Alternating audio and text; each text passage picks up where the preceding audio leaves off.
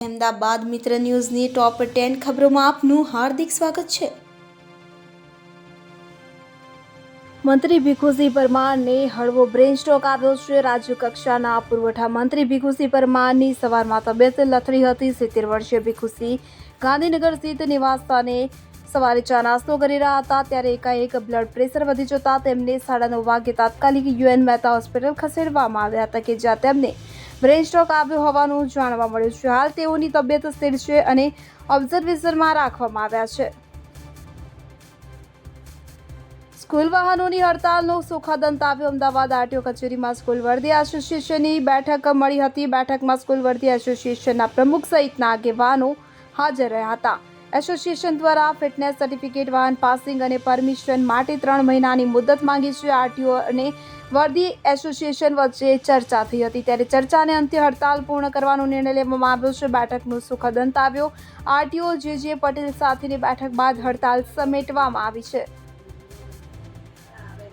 Ahmedabad municipal corporation કર્મી પર હિચકારો હુમલો। પશ્ચિમ ઝોનમાં સેનેટરી સબ ઇન્સ્પેક્ટર તરીકે ફરજ બજાવતા કિરણ બરંડા ઉપર મોડી રાત્રે એલિસ બ્રિજ પોલીસ સ્ટેશનની સામે જ અજાણ્યા શખ્સોએ હુમલો કર્યો હોવાની ઘટના બની છે। કિરણ બરંડા પોતાની નોકરી પૂરી કરી ઘર તરફ જઈ રહ્યા હતા તે દરમિયાન રાત્રે 10 વાગ્યાની આસપાસ પોલીસ સ્ટેશનની સામે જ 2 થી 3 વાહનો ઉપર અજાણ્યા શખ્સો આવ્યા હતા। લાકડી અને અન્ય હથિયારો વડે તેમના પર હુમલો કરી નાસી છૂટ્યા હતા। ગંભીર રીતે ઈજાગ્રસ્ત કિરણભાઈને તાત્કાલિક સારવાર અર્થે એસવીપી હોસ્પિટલ દાખલ કરવામાં આવ્યા હતા। ગંભીર ઘટનાને 8 કલાક વીતી ગયા છતાં પણ એલિસ બ્રિજ પોલીસે કોઈ તાત્કાલિક કાર્યવાહી હજી સુધી ફરિયાદ નોંધી નથી।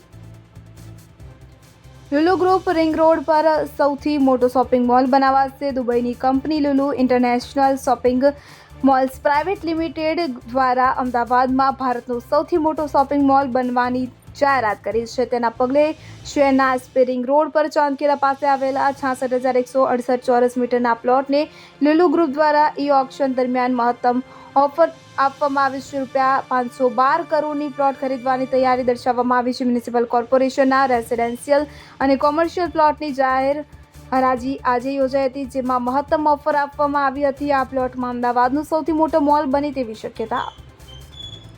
વેજલપુરમાં યુવકની જૂની અદાવતમાં હત્યા કરી નાખી હોવાનો બનાવ સામે આવ્યો। પોલીસ સૂત્રો પાસેથી મળતી માહિતી પ્રમાણે સદ્દામ હુસેન મોમેન ઉંમર વર્ષ 34 ફતેવાડી કેનાલ પાસે રહેતો હતો। તે રાત્રે આ વિસ્તારમાં નાઝ પાર્લર પાસે હાજર હતો। તે સમયે મુસ્તકીમ પઠાણ અલારખ ઉર્ફે રેડી, અરબાજ સોહિલ અને અફસાના નામની મહિલા પણ ટોળામાં સામેલ થઈને ત્યાં પહોંચી હતી। આ દરમિયાન અગાઉ સદ્દામ અને અન્ય લોકો સાથે ઝઘડાયેલી અદાવતમાં લોકો ભેગા થઈને હથિયારો સાથે સદ્દામ પર તૂટી પડ્યા હતા। પોતાની સાથે લાવેલ હથિયારો વડે સદ્દામને મારવામાં આવ્યો હતો કે જેમાં સદ્દામને ગંભીર ઈજા થતાં તેને સારવાર અર્થે હોસ્પિટલ લઈ જવામાં આવ્યો હતો જ્યાં તેને મૃત જાહેર કરવામાં આવ્યો હતો। આ બનાવ બાદ પોલીસે હત્યાનો ગુનો નોંધી કાયદેસરની કાર્યવાહી શરૂ કરી છે।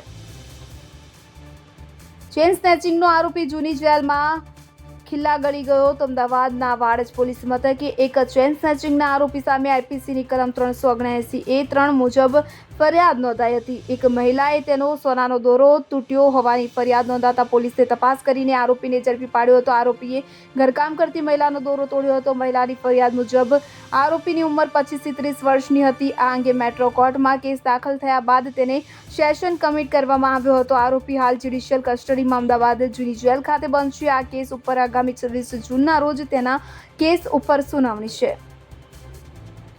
હવામાન વિભાગની આગાહી અનુસાર ગુજરાત રાજ્યમાં ચોમાસાનો વિધિવત પ્રવેશ તો પરંતુ દક્ષિણ ગુજરાતમાં ચોમાસું અટવાઈ રહ્યું છે જેને કારણે રાજ્યના વિવિધ ભાગોમાં અસહ્ય બફારાનું પ્રમાણ વધ્યું છે। ખાસ કરીને મધ્ય ગુજરાત અને ઉત્તર ગુજરાતના ભાગોમાં પ્રી મોન્સૂન એક્ટિવિટી અંતર્ગત વરસાદી ઝાપટા બાદ બફારાનું પ્રમાણ વધતા શહેરીજનો ત્રાહિમામ પોકારી ઉઠ્યા છે પરંતુ બફારાની વચ્ચે થોડા વરસાદી ઝાપટાને કારણે વાતાવરણમાં ઠંડક પ્રસરી છે।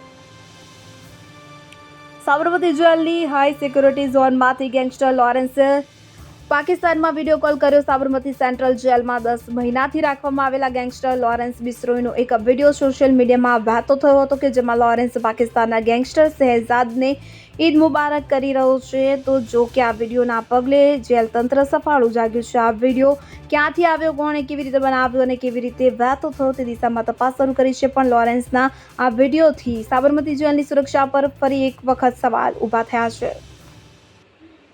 ક્રાઇમ બ્રાન્ચના પીઆઈ ખાચરની 24 જૂન સુધી ધરપકડ નહીં થાય. ક્રાઇમ બ્રાન્ચની ઓફિસની બહાર બાકડા પર ડોક્ટર વૈશાલી જોશીએ સુસાઇડ નોટ લખીને આત્મહત્યા કરી લેતા પીઆઈ ખાચરે હાઈકોર્ટમાં આગોતરા જામીન અરજી કરી હતી, જેમાં સરકાર તરફે મંગળવારે રિપોર્ટ રજૂ કરવામાં આવ્યો હતો. રિપોર્ટમાં એવું રજૂઆત કરાઈ હતી કે ખાચર પોલીસ સમક્ષ હાજર થઈ ગયા છે. તેમની પાસેથી મોબાઈલ ફોન લેવામાં આવ્યો છે, જેમાં 7 મહિના ડેરના ડેટા મેળવવામાં આવ્યા છે. તેમનો પાસપોર્ટ પણ મેળવી લેવામાં આવ્યો છે. 24 જૂન સુધી તેમની ધરપકડ નહીં કરવા જ્યારે પીઆઈને પોલીસ તપાસમાં સહકાર આપવા હાઈકોર્ટે આદેશ કર્યો છે. રાજપથ ક્લબ પાસે હિટ એન્ડ રન દંપતીને હવામાં ફંગોળ્યું. રાજપથ ક્લબ પાસે સોમવારે પૂર ઝડપે આવેલા એક અજાણ્યા વાહને રસ્તો ક્રોસ કરી રહેલા દંપતીને હવામાં ફંગોળ્યું તો ગંભીર ઈજા સાથે બંનેને હોસ્પિટલ ખસેડાયા હતા, પરંતુ સારવાર દરમિયાન પતિનું મોત થયું હતું. પોલીસ સૂત્રોના જણાવ્યા અનુસાર રાજપથ ક્લબની પાછળનો રોડ હોવાથી સીસીટીવી ઉપલબ્ધ નથી, માટે કયા વાહને ટક્કર મારી તે પકડી શકાયું નથી. અહેમદાબાદ મિત્ર ન્યૂઝની યુટ્યુબ ચેનલને સબસ્ક્રાઇબ કરો અને બેલ આઇકોન જરૂરથી દબાવો, જેથી દરેક મહત્વના વિડીયોની નોટિફિકેશન તમને મળતા રહેશે.